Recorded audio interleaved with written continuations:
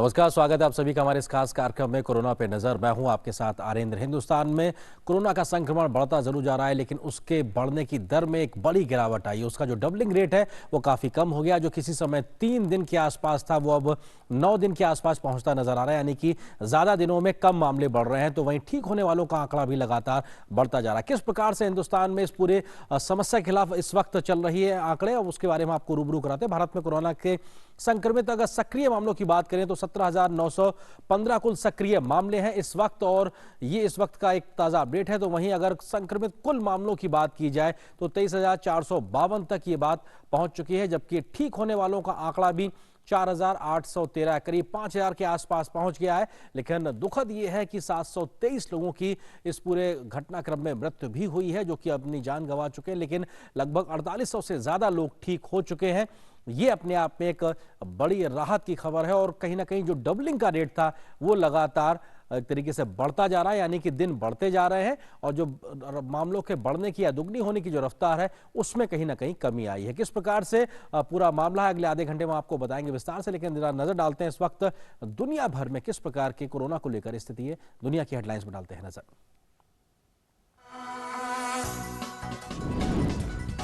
दुनिया में कुल संक्रमित लोगों का आंकड़ा पहुंचा 27,21,000 के पार। मरने वालों की संख्या भी पहुंची करीब 1,91,000 तक।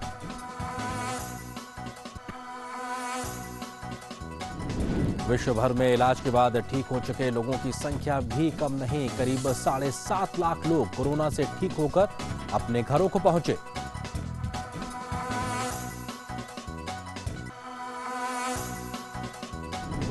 दुनिया भर में अमेरिका में सबसे ज्यादा लोग हैं प्रभावित। करीब 8,70,000 तक पहुंचा संक्रमित लोगों का आंकड़ा। मरने वाले लोगों की संख्या भी पहुंची करीब 50,000 के पास। सबसे ज्यादा केस अमेरिका में न्यूयॉर्क शहर में।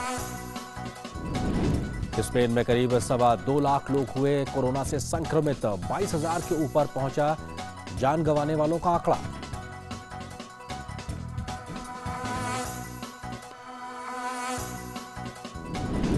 इटली में 1,90,000 लोगों को हुआ कोरोना का संक्रमण। 25,500 लोगों की हो चुकी है इटली में अभी तक कोरोना से मौत।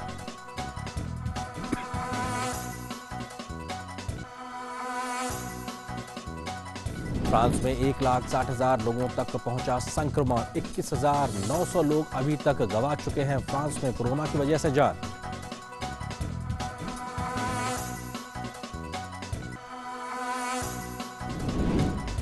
जर्मनी में कोरोना केसेस की संख्या पहुंची 1,53,000 के पार। 5,575 लोगों की जा चुकी है जर्मनी में अभी तक जान।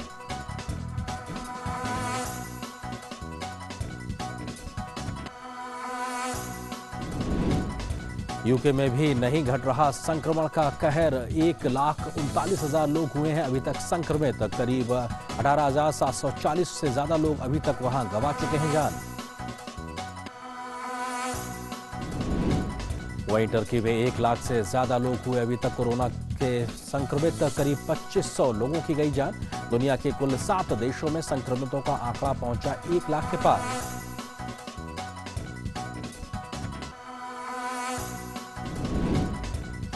विश्व स्वास्थ्य संगठन के प्रमुख ने अमेरिका से WHO को वित्तीय मदद न रोकने की अपील की। कहा, दुनिया के लिए संगठन का काम करना है जरूरी। ट्रंप ने WHO पर आरोप लगाकर वित्तीय मदद रोकने की कही थी बात। WHO ने कहा कि जल्द खत्म नहीं होगा कोरोना का कहर। कई देशों में काफी शुरुआती स्तर में है कोरोना का प्रभाव। दुनिया से खत्म होने में लगेगा वक्त।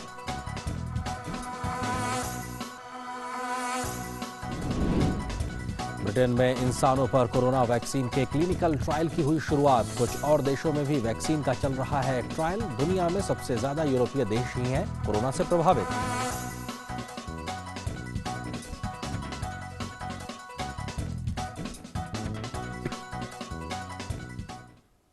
तो आप देख रहे थे दुनिया भर में किस प्रकार से है कोविड-19 का असर। अब देखते हैं देश भर में कोरोना से जुड़ी क्या है बड़ी सुर्खियां। देखते हैं नजर हेडलाइंस पे। पंचायती राज दिवस पर प्रधानमंत्री मोदी ने पंचायत प्रतिनिधियों से किया संवाद। कहा, मजबूत और आत्मनिर्भर पंचायत से सशक्त होगा लोकतंत्र। पंचायतों से जनता के बीच कोरोना पर जागरूकता फैलाने को दिए कई सुझाव।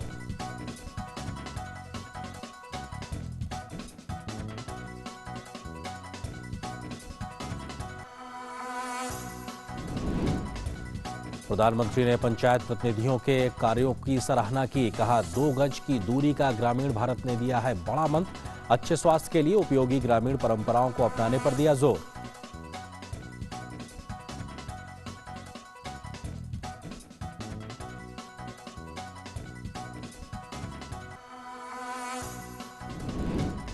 देश में कोरोना वायरस के कुल सक्रिय मामले 17,915 तक पहुंचे। अब तक 723 लोगों की हो चुकी है देश में मौत, तो वहीं 4,813 लोग इलाज के बाद ठीक होकर पहुंचे अपने घर।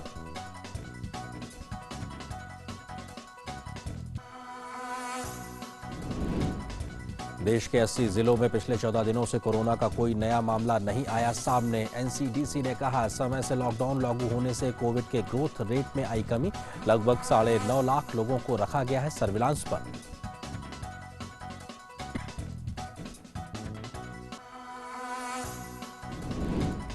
गृह मंत्रालय ने अहमदाबाद, सूरत और हैदराबाद और चेन्नई के लिए 4 इंटर मिनिस्ट्रियल केंद्रीय टीमों का किया गठन। पहले की 6 टीमें अन्य राज्यों में कर रही हैं काम।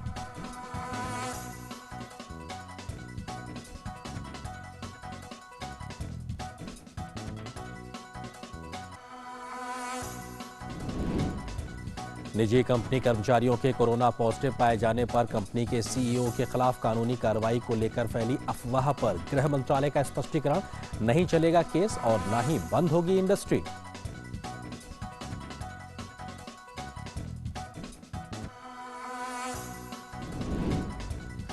स्वास्थ्य मंत्री ने कोरोना पर राज्यों के स्वास्थ्य मंत्रियों और अधिकारियों के साथ किया संवाद। संक्रमण को और प्रभावी तरीके से रोकने पर हुई विस्तार से चर्चा।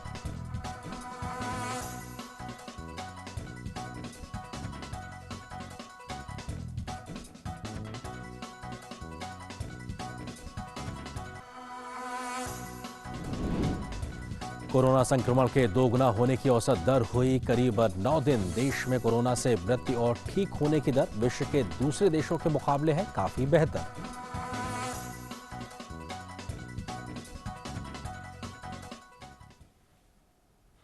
तो रोज की तरह आज भी जो स्वास्थ्य मंत्रालय है, गृह मंत्रालय है, उन तमाम लोगों के माध्यम से प्रेस कॉन्फ्रेंस की गई। क्या कुछ बड़ी बातें निकल के आई? आइए आपको संक्षेप में बताते हैं कि उस प्रेस कॉन्फ्रेंस में क्या बड़ी बातें थी। स्वास्थ्य मंत्रालय की प्रेस कॉन्फ्रेंस की बड़ी बातें यह है कि लगभग 20.57% लोग ठीक हो रहे हैं, सुधर रहा है, यानी ये सुधरने का आंकड़ा है। यानी बड़ी संख्या में जो पहले 10 के आसपास था वो करीबन 21% के आसपास पहुंचता नजर आ रहा है ठीक होने की जो दर है। तो वहीं 80 जिलों में बीते 14 दिनों से कोई नया मामला नहीं आया। ये वो 80 जिले हैं जहां पहले मामला था, लेकिन बीते 14 दिनों से कोई नया मामला नहीं आया है, यानी कि संक्रमण में कहीं ना कहीं रोक देखने को मिल रही है। स्वास्थ्य मंत्री ने, जो कि केंद्रीय स्वास्थ्य मंत्री, उन्होंने सभी राज्यों के स्वास्थ्य मंत्रियों और वहां के अधिकारियों से बात की और प्रभावी तरीके से इस रणनीति को लागू करने की बात की गई है। और खासतौर से जो कंटेनमेंट वाले इलाके हैं वहां पर और इस संक्रमण को कैसे रोका जाए उस पर विस्तार से बात हुई। तो वहीं देश भर के 734 जिलों में कोविड सर्विलांस सिस्टम काम कर रहा है। किस प्रकार से जिले स्तर पर प्रभावी तरीके से संक्रमण को रोका जाए उस पर विस्तार से चर्चा हुई है, उस पर प्रभावी तरीके से काम भी किया जा रहा है। तो लगभग 9.5 लाख लोगों को निगरानी में रखा गया, सर्विलांस पे रखा गया, जो कि संभावित तौर पे संक्रमित हो सकते हैं या उनसे संक्रमण को बढ़ने की संभावना है। मामलों के दोगुना होने की रफ्तार बहुत धीमी हो गई है। पहले ये 3 दिन में दोगुने हो रहे थे, लेकिन अब ये 9 दिनों में मामले दोगुने हो रहे हैं, यानी कि बहुत एक तरीके से राहत की खबर है। तो वहीं लॉकडाउन की वजह से उसके जो अच्छे परिणाम है उसका असर भी दिखने लगा है, क्योंकि बढ़ने की जो रफ्तार थी पहले शुरुआत में लॉकडाउन शुरू होने से पहले उसमें कहीं ना कहीं कमी देखने को मिली है। तो एक अच्छे संकेत के तौर पे कह सकते हैं, लॉकडाउन ना होता तो देश में करीब 1 लाख से ज्यादा मामले होते अगर लॉकडाउन ना किया गया होता, इस प्रकार के प्रभावी तरीके ना अपनाए गए होते तो ऐसी स्थिति हो सकती थी। साथ ही साथ एक स्पष्टीकरण भी आया है, वो ये कि निजी कंपनी कर्मचारियों के संक्रमित होने पर सीईओ के खिलाफ नहीं होगी कार्रवाई और ना ही फैक्ट्री बंद की जाएगी। इस प्रकार की अफवाह चल रही थी, इसके लेकर कहीं ना कहीं ये बात सामने आई थी। और साथ ही साथ 4 और केंद्रीय टीमों का गठन हुआ है, जो कि अहमदाबाद, सूरत, चेन्नई जैसी जगहों पर भेजी जाएंगी। 6 टीमें पहले से ही काम कर रही हैं, उसका जिक्र भी साफ तौर पर आता है। और उन 6 टीमें जो कि अलग अलग जगह गई थी, उनमें से कुछ टीमों ने अपनी रिपोर्ट भी केंद्र को सौंप दी गई है, जिसमें मुंबई और इंदौर से संबंधित क्या रिपोर्ट्स थी उसकी कुछ ब्रीफिंग्स, उसकी जानकारी जो है वो आज प्रेस कॉन्फ्रेंस में भी दी गई थी। तो कम से कम ये जो बड़ी बातें हैं साफ तौर पे निकल के आई है इस पूरी प्रेस वार्ता के माध्यम से, जो कि आज की गई है स्वास्थ्य मंत्रालय के माध्यम से। रोज इस बात का जिक्र किया जाता है। कुछ और खबरों से आपको रूबरू कराते हैं। कोरोना के इस महासंग्राम में हर कोई बढ़ चढ़कर मदद करना चाहता है। ऐसे में ग्रेटर नोएडा में रहने वाले आदर्श त्रिपाठी, जो कि 10वीं के छात्र हैं, उन्होंने भी शतरंज की प्रतियोगिता के माध्यम से मदद करने की एक नजीर पेश की है। इस पूरे माहौल में कैसे, देखिए रिपोर्ट।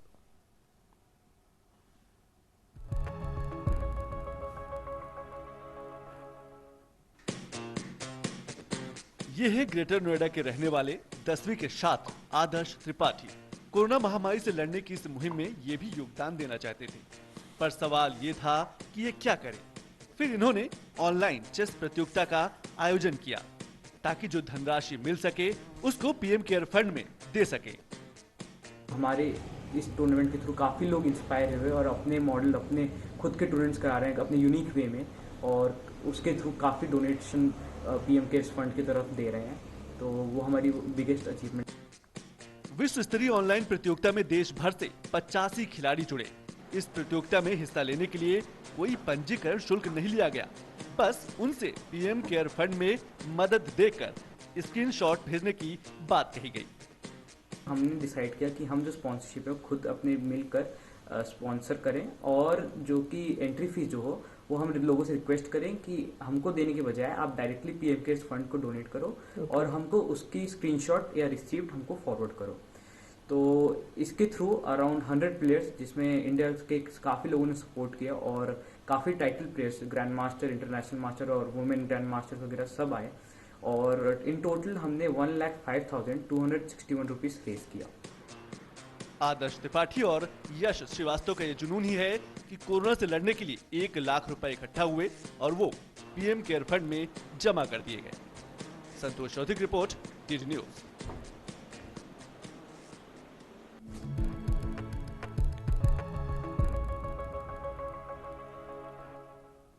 तो इस प्रकार के छोटे छोटे प्रयासों से बड़ा सहयोग होता है, और कहीं ना कहीं ये कोशिश देश भर में इस प्रकार से देखने को मिल रही है, जिसकी एक नज़ीर हमने इस खबर के माध्यम से आप तक पहुंचाई।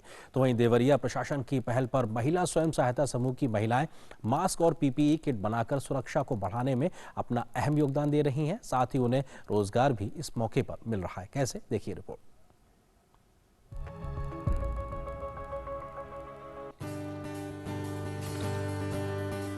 कोरोना को लेकर देवरिया जिला प्रशासन हर संभव तैयारी करने में जुटा है। इसलिए मास्क बनाने से लेकर स्थानीय डॉक्टरों और कर्मचारियों के लिए पीपी किट भी तैयार करवाया जा रहा है, ताकि कोरोना के इस जंग को पूरी तैयारी के साथ लड़ा जा सके। देवरिया जिला प्रशासन ने महिला स्वयं सहायता समूह को मास्क और पीपीई किट बनाने की जिम्मेदारी दे रखी है, ताकि अस्पतालों में इसकी कमी न रहे।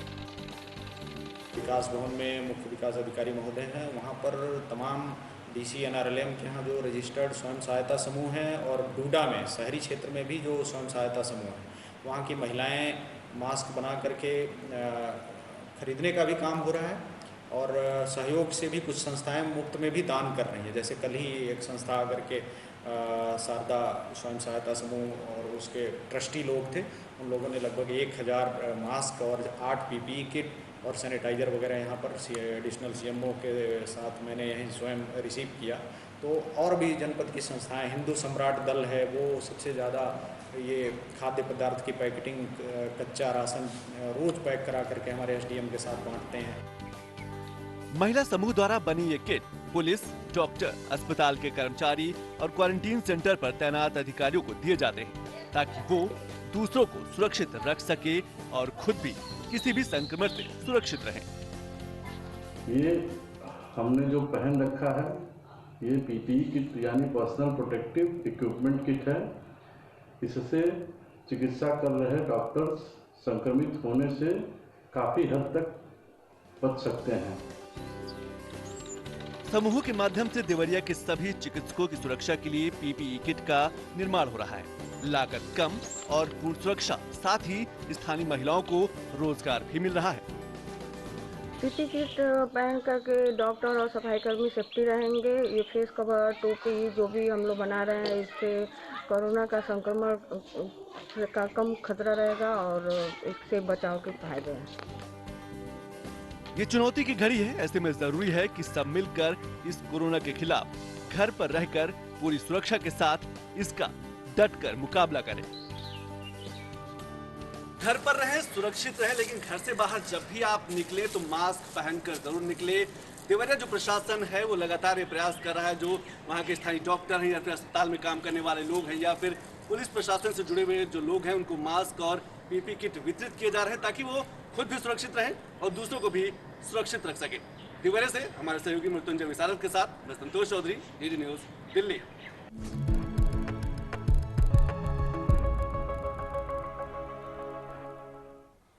तो एहतियात बरतना बहुत ज़रूरी है और हर चीज़ में इसका ख्याल रखना पड़ेगा। आजकल सब्जी मंडियों में कोरोना को लेकर क्या एहतियात कदम उठाए जा रहे हैं, गाजियाबाद सब्जी मंडी में इसका जायजा लिया हमारे वरिष्ठ सहयोगी संवाददाता अशोक श्रीवास्तव ने।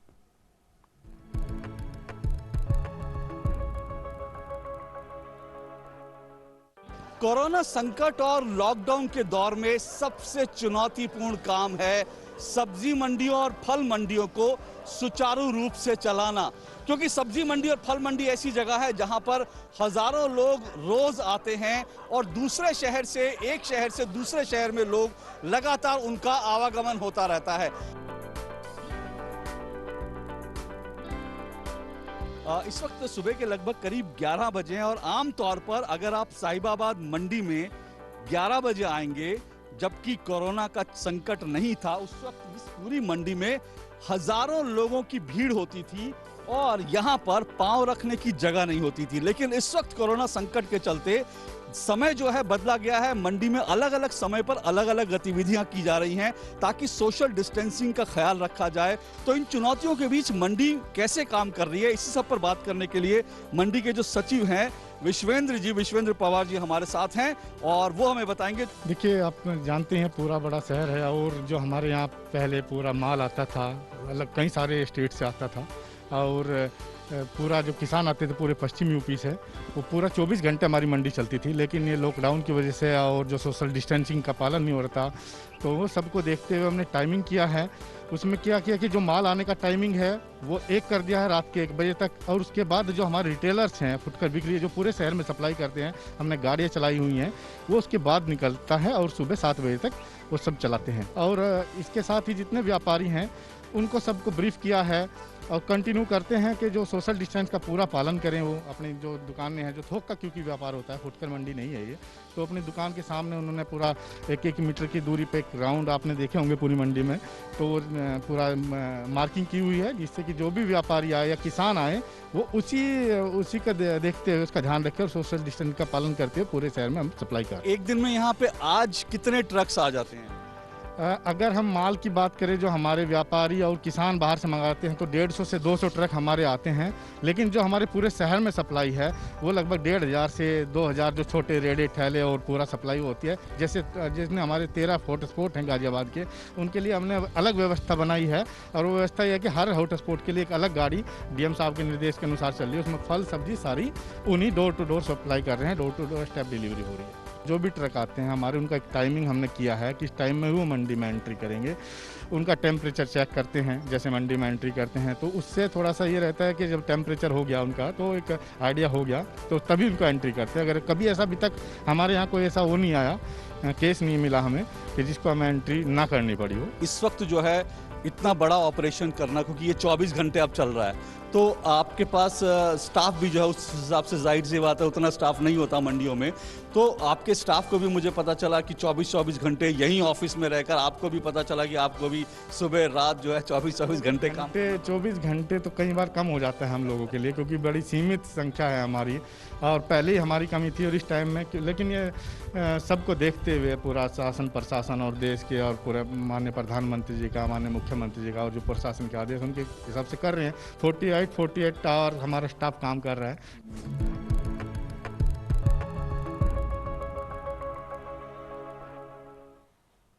तो फल और सब्जी जैसी जो अति आवश्यक सेवाएं उसमें जो लोग लगे हुए हैं उनको तो घर से निकलना पड़ रहा है, लेकिन ज़्यादातर लोग घरों में हैं। घरों में अपने समय का सदुपयोग कैसे करें, उसके लिए आपको अगली खबर दिखाते हैं। केंद्रीय मानव संसाधन विकास मंत्री रमेश पोखरियाल निशंक ने #MyBookMyFriend नाम से एक मुहिम की शुरुआत की है। उन्होंने लॉकडाउन के समय में सभी से अपनी रुचि के अनुसार एक किताब पढ़ने की अपील की है और छात्रों के साथ साथ तमाम बड़ी हस्तियों से भी इस मुहिम में जुड़ने की उन्होंने अपील की है। जो केंद्रीय मंत्री हैं निशंक, उन्होंने कहा है कि हर किताब अपने आप में एक नई दुनिया होती है जो हमें नए पहलुओं से रूबरू कराती है। कोरोना के समय में लोग अगर किताब पढ़ कर सकर अपने समय का सदुपयोग कर सकते हैं तो उन्हें इस प्रकार की कोशिश जरूर करनी चाहिए।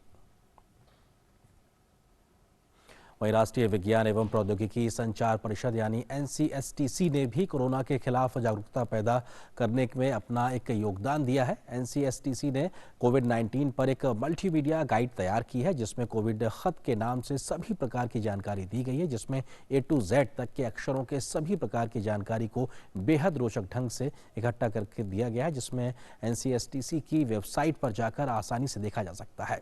पृथ्वी दिवस के मौके पर NCSTC के सचिव प्रोफेसर आशुतोष शर्मा ने इसको जारी किया है। इसको फोन पर भी आप आसानी से देख सकते हैं।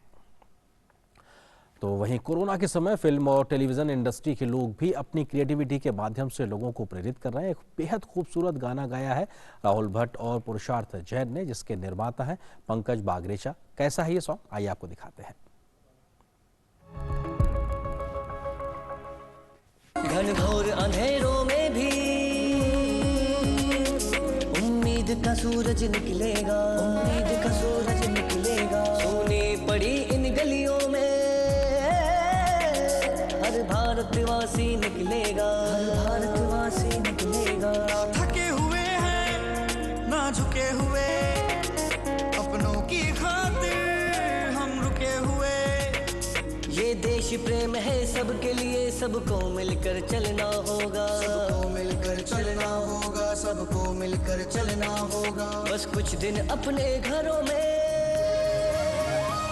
भारत के लिए रहना होगा,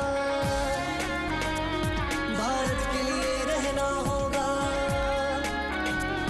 भारत के लिए रहना होगा, भारत के लिए रहना होगा, भारत के लिए रहना होगा, भारत के लिए रहना होगा।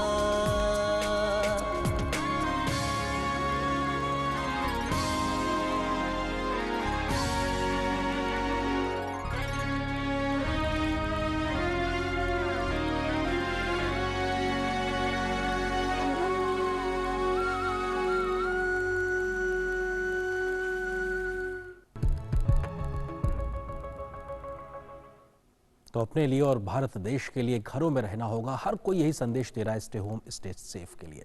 तो वहीं एक कदम आगे बढ़ते हैं, आपको एक और खबर से रूबरू कराते हैं। IIT दिल्ली के शोधकर्ताओं ने कोरोना की जांच के लिए स्वदेशी तकनीक से बेहद सस्ती जांच किट तैयार की है, जिसे ICMR ने भी प्रमाणित कर दिया है। IIT दिल्ली द्वारा विकसित किट की मदद से बेहद कम कीमत में टेस्टिंग की जा सकेगी। ICMR ने इस जाँच किट को 100% सटीक माना है। IIT दिल्ली पहला शैक्षणिक संस्थान बन गया है जिसकी जांच किट को ICMR की मंजूरी मिली है। संस्थान के निदेशक V रामगोपाल राव ने बताया है कि किट से एक टेस्ट की कीमत 400 रुपए से भी कम होगी और इसे अगले कुछ हफ्तों के भीतर बाजार में उतारा जाएगा। ये सबसे बड़ा इनोवेशन है क्योंकि इससे कॉस्ट ऑफ डिटेक्शन बहुत कम हो जाएगा। आप 300 रुपीज़ 400 रुपीज़ में अगर किसी को टेस्ट कर पाएंगे तो आप उसको स्केल अप कर पाएंगे, आप बहुत सारे लोगों को टेस्ट कर पाएंगे। अब इवन IITs में भी, एकेडमिक इंस्टीट्यूशंस में भी हम यही सोच रहे हैं कि जब स्टूडेंट्स वापस आना चालू करेंगे उनको टेस्टिंग प्रोटोकॉल्स चाहिए, उनको टेस्टिंग करने का बहुत ज़रूरी है। So I think with this sort of low cost technologies now we can start testing more people. For all the other ICMR approved technologies, they use a fluorescent probe. So we are trying to eliminate that chemistry because of two reasons. One, the fluorescent probe is an expensive component. Second, it's in short supply or demand right now. So what we did was we tried to do an alternative chemistry which does not need a fluorescent probe. वहीं IIT Delhi के इन शोधकर्ताओं ने आज दिल्ली में केंद्रीय मानव संसाधन विकास मंत्री रमेश पोखरियाल निशंक से मुलाकात की है। मानव संसाधन विकास मंत्री ने शोधकर्ताओं को बधाई देते हुए कहा कि अब टेस्टिंग किट के लिए भारत को विदेशों पर निर्भर नहीं रहना पड़ेगा। ICMR ने ये जो खोज की है, जो किट बनाया है, PCR आधारित टेस्टिंग किट, IIT दिल्ली ने उसको 100% प्रमाणित माना है, 100% रिजल्ट देने वाला माना है और कम समय में 100% रिजल्ट देने वाला ये अभी तक का देश के अंदर पहला ऐसा अनुसंधान को उन्होंने प्रमाणित किया है। तो ऐसे अवसर पर मुझे खुशी है। और देश भर में चल रहे लॉकडाउन के बीच भिवाड़ी में रुके प्रवासी मजदूरों को खाना देने के काम में जुटी एक महिला ने उनके बच्चों को स्वस्थ और सेहतमंद रखने के लिए भोजन के साथ हर दिन दूध देने की आपूर्ति भी सुनिश्चित की है। देखते हैं खास रिपोर्ट।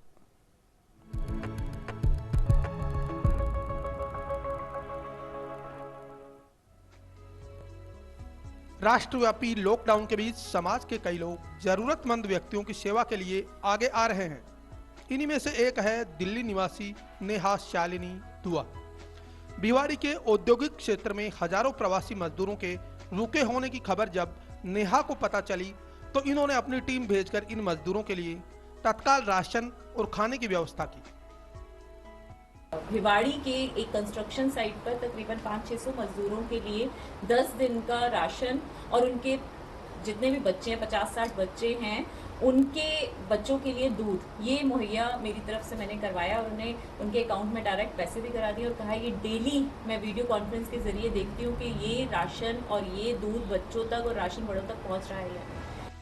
हर दिन सुबह शाम इन प्रवासी मजदूरों के परिवारों को फल, सब्जी और राशन के अलावा इनके बच्चों के लिए दूध की आपूर्ति की जा रही है, जिससे ये लोग बेहद खुश हैं।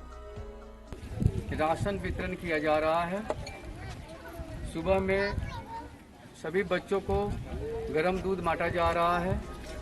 समाज का कोई व्यक्ति भूखे पेट ना सोए, इसी सोच को लेकर काम कर रही नेहा की टीम खाना और राशन वितरण के दौरान इन कामगारों को मास्क और सैनिटाइजर भी दे रही है। इस दौरान सामाजिक दूरी का पालन करने के साथ साथ इनको सरकार द्वारा जारी दिशा निर्देशों के तहत लॉकडाउन के नियमों की पालना करने के लिए प्रेरित भी किया जा रहा है। ओपी यादव की report, DD news.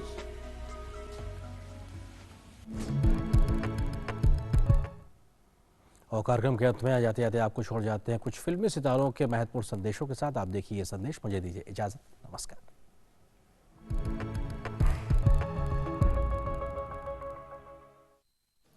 Hello hello hello hello मेरे प्यारे दोस्तों, आज मुझे न्यूयॉर्क से मुंबई आए 1 महीना हो गया। 20 मार्च को मैं दोपहर को 2 बजे एयर इंडिया की फ्लाइट से हिंदुस्तान पहुंचा था और उसके 1 घंटे बाद घर पहुंच गया था। तब से लेकर आज तक मैंने अपने घर की 4 दीवारी के बाहर कदम रखा ही नहीं है। बैल्कनी में गया था एक बार अपने दोस्त अनिल कपूर से बात करने, और वरना मैं अपने ही घर में हूँ। इस 1 महीने ने मुझे सिखाया कि भाई, इंसान के अलावा भी और ताकतें हैं और इनहेबिटेंट्स हैं जो इस मदर अर्थ प्लैनेट पर रहते हैं। उनका भी सत्कार करना, उनकी भी इज्जत करना, उनको भी अपना स्पेस देना, ये सब बहुत ज़रूरी है। हेलो दोस्तों, कैसे हैं आप सब? बढ़िया दोस्तों, गालिब साहब का आप सबने नाम सुना होगा। उनके जैसा शायर ना कोई था, ना है, ना होगा। मैं आपको कुछ लाइनें सुना रहा हूँ कि मैं दोस्तों को मिलने नहीं जाता बाहर, हाँ मैं शर्मिंदा हूँ। मैं दोस्तों को मिलने नहीं जाता बाहर, हाँ मैं शर्मिंदा हूँ। आजकल मैं घर पे रहता हूँ, शायद इसलिए जिंदा हूँ। आप सोच रहे होंगे मीटर इतना अच्छा नहीं था, गालिब साहब का नाम क्यों लिया? अरे लिखा मैंने ही, उनका तो मैंने इज्जत बनाने के लिए नाम ले लिया। लेकिन मैसेज तो था ना, रहना घर पे ही है, एंजॉय कितना भी करो लेकिन रहो घर पे, खुद भी सेफ रहो, दूसरों को भी सेफ रखो। God bless you.